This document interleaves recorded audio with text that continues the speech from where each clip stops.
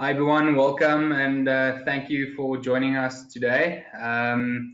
Just to mention, if you've got any questions throughout the webinar, please put it in the chat box or you can email Tom and I after the webinar started.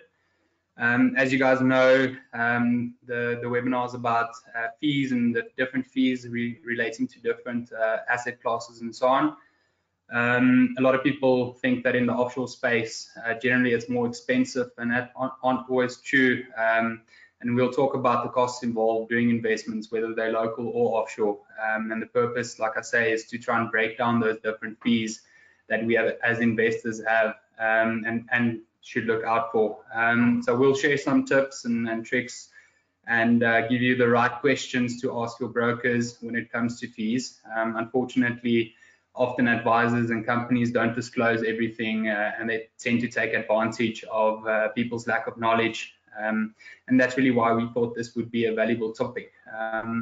So just want to start off by saying a little bit about RDR, the Retail Distribution Review, which is basically a legislation regarding transparency around fees. It's a legislation that started in 2014 in Australia, moved to the UK, and it's slowly being adopted by South Africa, something that's being phased in.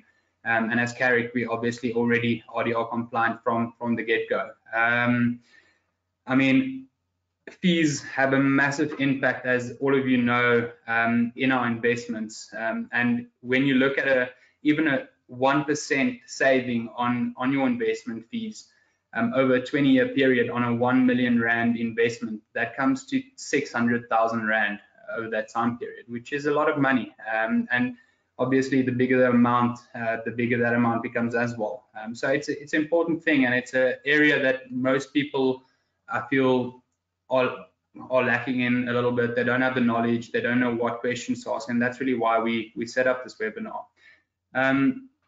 Tom, tell us a little bit more. How do you know when you're being charged too much? I know it's a difficult one.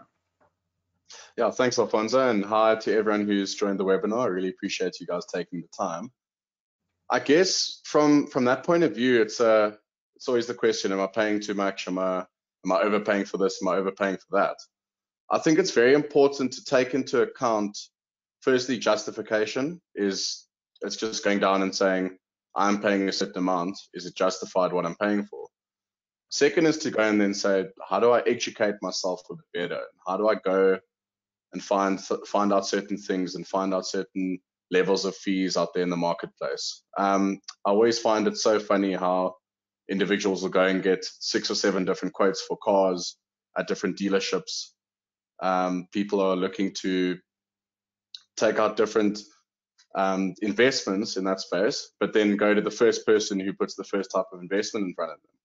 So I think it's important to go to the marketplace, go to as many places as possible with the same different idea and asking them, what are you charging? Is this justified? Where can I save some cash on that side? And I mean, there's 2 reasons why people don't do it. Firstly, people don't really want to. It's a tedious task. I mean, who wants to go and sit down with a Sanlam advisor, Momentum advisor, a Liberty advisor? It'll take hours and hours. So that's one of the reasons. And the other reason is the time, as I mentioned. It's a timely process to have to figure out exactly what you're looking for, exactly where to find it, what are the people charging and so on, which is, I guess, why independent firms like Carrick sort of exist, is to go and do that on your behalf. I know it's a funny thing to say, but if you're paying an advisor a certain fee, they should actually be working for that fee. So from our point of view, it's very important, or from any independent advisor in the marketplace, it's very important for them to go find out what's out there, find out where they can justify the fee, where they can bring it down a notch, or maybe find out what's better for you in that sense. So that's sort of the understanding I have from that. I mean, when you look at advisors that are independent or non-independent, that's a whole different conversation. But when you have to ask your advisor certain questions, it's important to think about the certain levels of fees that we have. Then it's also important to break down these fees. And I know it's a hard thing to explain because there's so many different levels out there for so many different investments. I think the best way I can obviously explain this to you is maybe just looking at a simple unit trust investment. So in a unit trust investment, simply put, you have initial fees, which are your upfront costs that are normally charged to the financial advisor or the company administering the plan. Then you have investment management fees, which is sort of what you pay for the certain investment fund that you go into. So let's say you're going into Allen Gray Orbis, you're paying them a certain amount. We have an administration fee, a platform fee, a manco fee, a management company fee, which is just the fee that you pay for them to be custodians of your assets and for you to invest in certain different assets from within that platform itself. Then you have your financial advisor fee, and all these fees can range very, very widely put. Initial fees can go anywhere from 0 to 3% according to legislation in South Africa. Investment management fees it's almost uncapped. I mean, I've seen fees go from as low as 0.1% for a simple exchange traded fund to 2.2% for Allen Gray Orbis fund of funds. So again, administration fee, we also look at things going between 0.2% and 0.8% odd. And the financial advisors, that's also full autonomy as to what they can charge. I know there's a cap at about 1.5% for South African legislation, but it's important to know that if you can ask your advisor, what am I paying for? And where can we maybe bring down the costs? It's very easy to see that you can actually free up at least 1%. And as Alfonso alluded to earlier, create that 600,000 Rand or whatever amount extra in a time of retirement and so on. So financial advisor fees, that's always up for debate. It's important to note that you are paying someone for a job. It's a service, financial service. They have to be sort of upheld to what they've agreed to do with you, and they should be seeing you. If you're paying them 1%, they should be seeing you once a quarter. They should be calling you during times of crises, asking you how you're doing, how's everything going, finding out the best possible options for you moving forward. Then we got the administration fee, and I mean, it's very simple to go and look at the marketplace and say, I'm paying a certain amount at Sanlam for a unit trust. Is there not maybe a different provider that I could go and find that is charging me less? And again, with investment management, as I was talking about, looking at exchange traded funds, simple index trackers, or funds of funds that are looking to beat the markets and so on. And I think that's one that's often overlooked from investors in South Africa, especially looking at whole Warren Buffett philosophy of saying, let's go into a cheap ETF, hold it for 20 years and hope for the best. We as a company, and me personally, I do see the value in it, but I also see value in active managers. So let's say you're investing in an Allen Gray equity fund. It's just important to look at this and say, are they actually managing this actively first year? And are they doing what I'm paying them for? When you're paying an active manager, you are technically paying them to outperform the benchmark. And the benchmark should be something in line with what you're looking at, like an exchange traded fund for example. So it's just important to know that you have to uphold certain companies in certain instances to what you're paying them for. I mean, as I said, if you're paying a gardening service, I know it's crazy to compare financial advisors or anything of that sort to gardening services, but just to think, if you're paying someone a fee and they're not doing what they told you they were doing, you'd fire that person. Is it not then true that you should at least look at the same type of philosophy moving into different investments, financial advisors, platforms? And I think it's always the case, as I mentioned earlier, it's all about justification. And I know when we look at the different levels of fees, it's important to break it down. But I think it's also important to look at different assets and different asset classes and how much they actually cost. Because I know as South Africans, we love property. We always leveraging up, purchasing property. But what are the actual fees involved in that? And I think Alfonso is best probably suited to answer this. And maybe it's better for me to ask him in this way is, what is the actual cost of maybe owning and selling a property as an investment or a retirement annuity, or is there the hugely popular 12J investments? So obviously it's quite a tedious task to compare the fees on an industry level, as each kind of investment has its own perks and so on. But at the end of the day, it's crucial to be aware of the costs and it doesn't always fall part of the total expense ratio, as some costs obviously incur as and when they're actioned. But what I'm going to do is I'm going to share this screen with you guys. Tom, can you see that? Yeah, all good.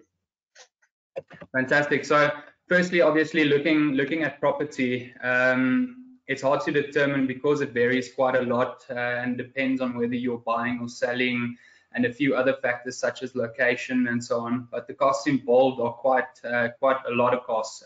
Transfer costs, depending on the property value, generally between 3 and 10%. Bond cancellation fees of up to and even more than 3,000 Rand. Compliance costs of the property. I think it's 1,000 Rand per certificate, and that goes with a lot of repair work, as probably a lot of you know. Renovations can easily end up being almost 10% of the property value at the end of the day, which is quite a lot, and people don't always take that into account. I mean, agent commissions averages around 7.5% in South Africa, and then you've got to look at things like taxes and levies. Looking at your capital gains taxes at the end of the day can play quite a big role in the return that you get. They're not even mentioning conveyancing attorneys and other costs such as transport costs of moving your belongings. So there's a lot to take in consideration when buying a property, as the costs can be quite high. But I mean, as Tom mentioned earlier, there is ways of justifying fees in terms of property. Obviously, the fact that you can leverage it helps a lot with the returns you can get. Then moving on, 12J investments, for those that don't know a lot about it, I'm not going to go into too much detail, but it's basically for individuals and businesses to get a tax break on their investments to kind of encourage from the government to encourage economic growth in small businesses especially. The thing is, you kind of very limited to what you invested in. Mostly it's invested into venture capital, so the risk is quite high and the return probably generally as well. The fees are generally 2.5% on an annual basis. They can go a lot higher depending on the company. What you got to look out for is the performance fees. Generally, the performance fees in 12J investments are around about 20%. And like I said, it can go quite high depending on the company that you use. Unit trusts, someone's mentioned some of the fees applicable there. Doing it yourself, it's actually a funny story. Tom and I logged into the Easy Equities account yesterday, trying to see how it works and everything, playing around with some investments and so on. And we got a quote for an investment, and it said 0.67. Quite big, and then we scrolled down and the fine print, it came out to I think it was 1.3%, which is quite a big amount. So you got to watch out for those fine print fees versus obviously managed by a professional, which is generally around 2%. You pay a bit more, but I mean, you got someone's expertise that do this for a living, especially looking at things like discretionary fund managers who during volatile times can really take you with can really give you the right strategy that suits your needs, and they can really look for the opportunity. Not everybody's got the same investment needs at the end of the day, and it's important that you get the right portfolio for your needs. Pension products, obviously, they tend to be quite expensive, but they do give you somewhat of a tax break. Thing to note there is that the liquidity on them are quite low. So that makes a difference there as well. But generally, what I've seen locally is that pension products are quite expensive. Endowment products, the structure alone generally goes from 0.1% to 0.7%, depending on the investment value, working on a sliding scale, where the total expense ratios come out around 2.3% in the first year, and dropping to about 1.7%. Obviously dependent on the investment amount, also giving you that little bit of a tax break. That's what you're kind of paying for. Just also to note that with an offshore platform or an endowment, the fee after 5 years, there's quite a portion of the fee that falls away, which makes the investment quite well priced after a while, especially if you're looking for a more longer term investment. Structured products, that's something that most of you might know a little bit about. Generally, they work similar to kind of a fixed deposit in a bank. You don't really pay a fee per se, but it's worked into the product. The bank kind of has a contract with you and take that money and try and make money with the money that you gave them, lending it out or whatever may be the case. But it kind of gives you a stable return and acts as a little bit of downside protection during especially times like now. I know a lot of our clients have that built into their portfolios, and it's helped quite a lot over the last 2 months. The offshore platform, which is an area that Tom and I actually specialize in quite a lot.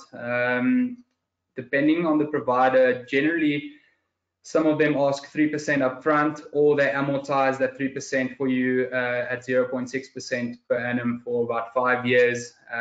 The fees do differ a little bit from provider to provider, but the platform's total expense ratio generally works out to around 1.8%, and it can go a little higher to 2.1% depending on the investment amount as well.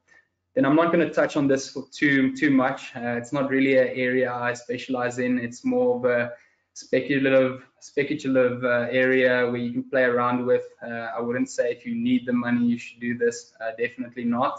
But unregulated products such as your Bitcoins and your pyramid schemes and whatnot, probably very high risk and looking for that return, but it's not something that I'll ever advise on. So as you can kind of see, most products go for a total expense ratio between 1.8 and 3%, with a few exceptions, looking at your property and your 12J investments. So these are really the things that you kind of have to weigh up and think, listen, is this justifiable what I'm getting for? Have I compared it to different products and similar kind of products in the market? As Tom mentioned, there's a lot of platforms out there that you can maybe save 0.5%, and the 20-year period that you invested in, that makes a massive difference at the end of the day.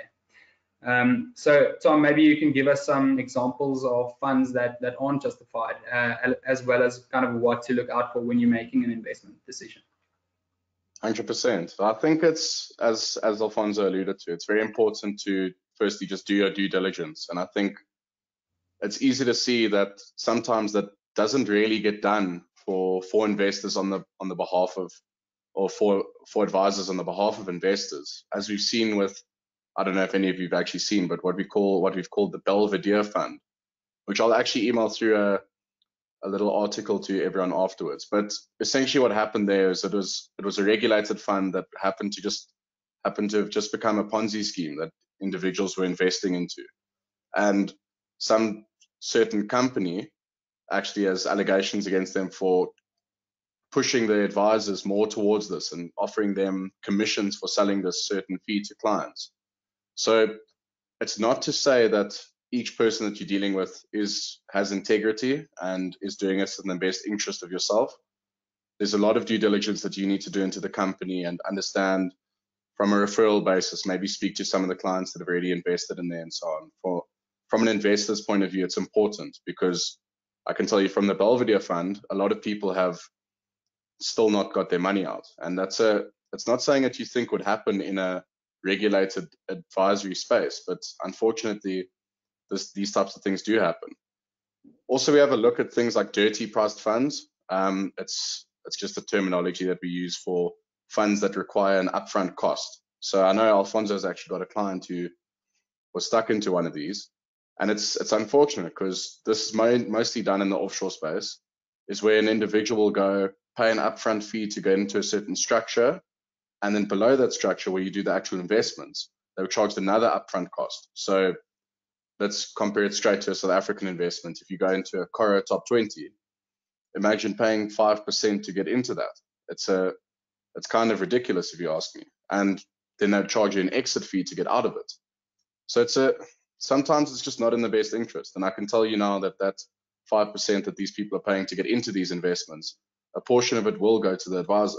And that's not really okay if you compare it to what you're looking for as an investor from that point of view.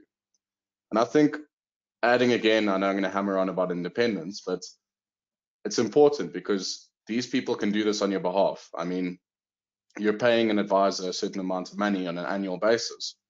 He should be doing the due diligence for you.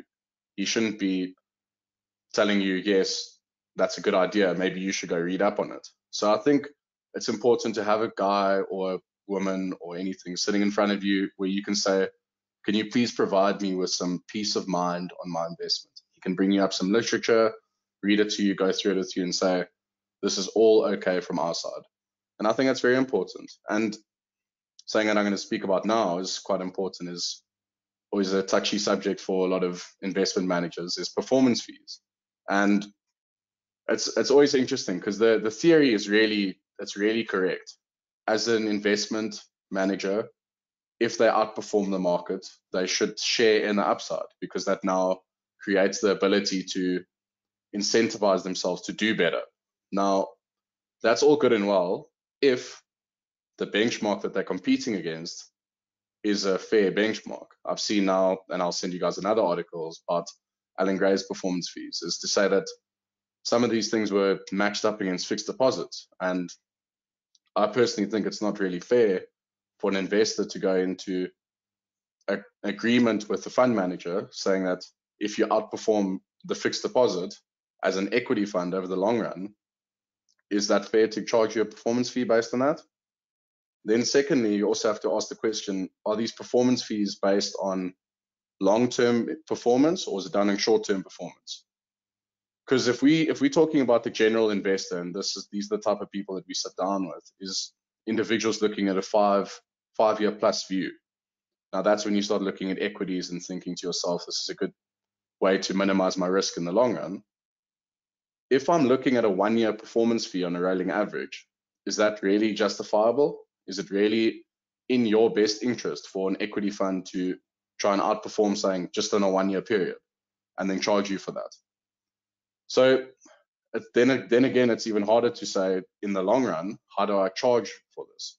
If I come into the fund in 2012, I invest till 2022, do they only charge me the performance fee when I pull the funds out?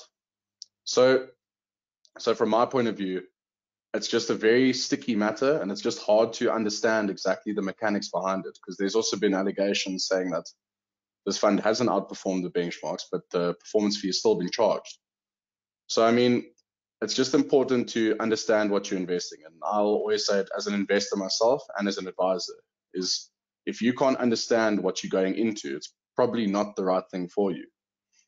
And just to end off on my side, I think it's important to note, and I just want to reiterate this, is that high fees aren't always bad. It's all about justifiability.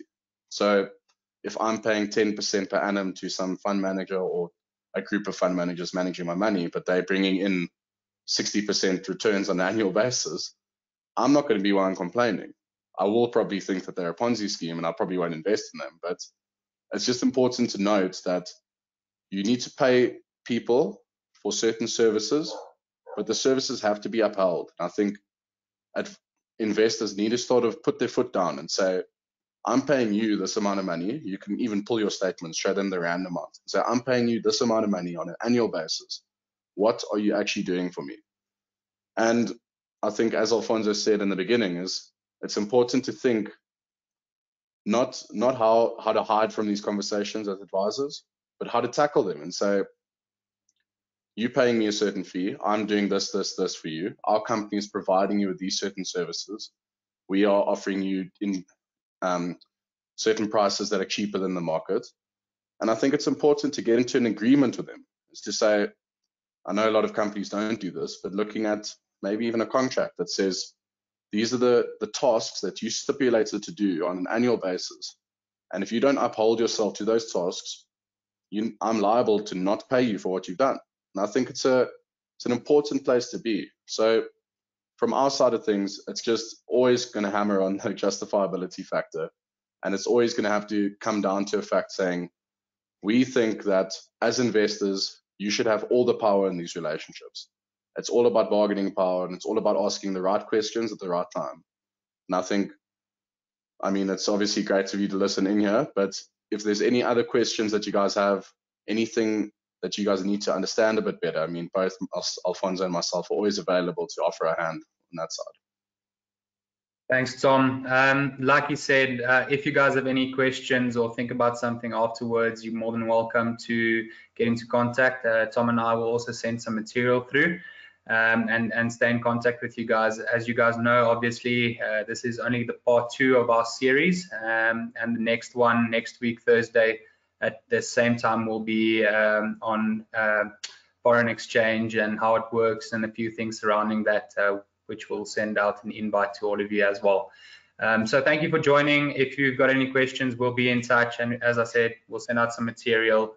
Thank you very much. Thanks, guys. Have a good one. Cheers. Thank you.